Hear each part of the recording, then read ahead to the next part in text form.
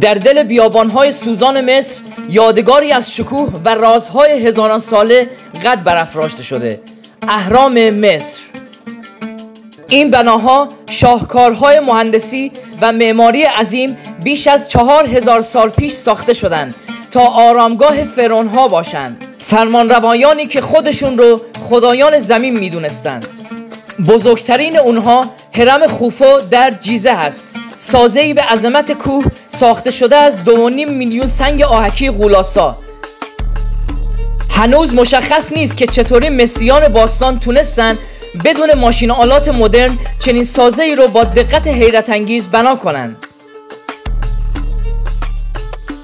اهرام فقط آرامگاه نبودن، نماد قدرت، ایمان و پیوند انسان با آسمان و ابدیت و هنر تمدن مصر باستان بودند که هزاران نفر سالها برای ساخت هر هرم تلاش کردند. درونشون پر از رمز و راز هست، از گذرگاه‌های تو در تو گرفته تا اتاق‌هایی که هنوز بسیاری از اونها ناشناخته موندن. این اهرام سالیانه هزاران گردشگر رو به طرف خودشون میکشونن تا از نزدیک شاهد جذابیت‌ها و شاهکار معماری اون باشن.